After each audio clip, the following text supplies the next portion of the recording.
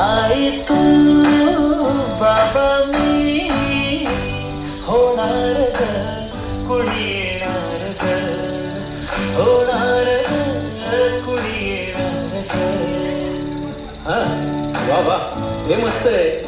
आता हे ऐका. आजी तू आबा मी आजी तू आबा मी होणार ग कुणी येणार ग होणार ग कुणी येणार ग.